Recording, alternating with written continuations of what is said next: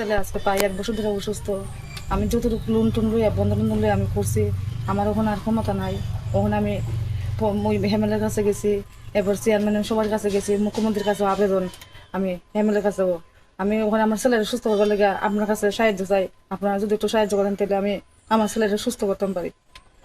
আপনার স্বামী কি করে? আমার স্বামী মোটর সানা মই আমরা ফেরি করি, খুব কষ্ট করে চলি আমরা। এটা খাইতে গেলে আমরা খুব সমস্যা স্বামীর নাম হয়। কি? স্বপন দাস। আপনার নাম কি? আমার নাম হেলেন বৈদ্য। কয় সন্তান আপনার? আমার 2 ছেলে। কোন ছেলে অসুস্থ? বড় ছেলে অসুস্থ। আমার নাম সন্দীপ দাস। আমি আমার পরিবারের সাথে আগে কলাছড়ি থাকতাম। এখন বিগত প্রায় 10-11 বছর ধরে কোমলপুরের একটি স্থানীয় জায়গায় আমি বসবাস করি, যেখানে ভাড়া দিয়ে আমার মা বাবা খুব কষ্ট করে আমাদের পড়ায়, এবং তো বাবা খুবই কষ্ট করে আমাদের জন্য খাবার জোগাড় করে। তথা কি করে বাবা? বাবা একদম বুট বাদাম, তারপরে পাঁপড়, মটর, ছানা ইত্যাদি বিক্রি করে আমাদের পেট চালায়। তাছাড়া আমাদের খুব আমার ছোট ভাইও আছে, 10-এ পড়ে, এবার মাধ্যমিক দিবে।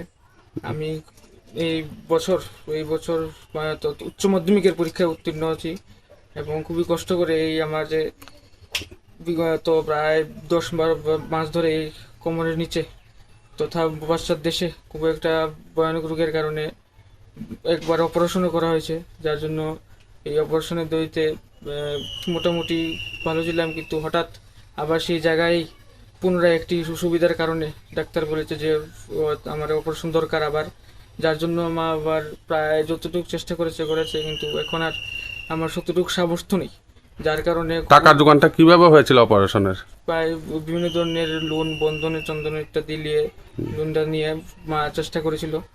এখন আবার ডাক্তারে বলছে যে অপারেশনের দরকার, তো এই জন্যই আমি এই প্রায় খুবই কষ্ট করে এই বছর আমার উচ্চ মাধ্যমিকের পরীক্ষা, মানে 3 ঘন্টার পরীক্ষা, আমি যত মতে বসে দিয়েছিলেন না দাঁড়িয়ে দিয়েছিলেন? দাঁড়িয়ে দিয়েছিলাম যতটুকু কেন বসতে অসুবিধা হয়? বসতে অসুবিধা হয়, এই জায়গায় বসতে অসুবিধা হয়, যার জন্য খুবই কষ্ট করে পরীক্ষা দিয়ে আমি 380 নম্বর পেয়ে পাশ করেছি উচ্চ মাধ্যমিক। তুমি কোন স্ট্রিমে পড়াশোনা করো? সায়েন্স স্ট্রিমে পড়াশোনা করি, কোন স্কুলে?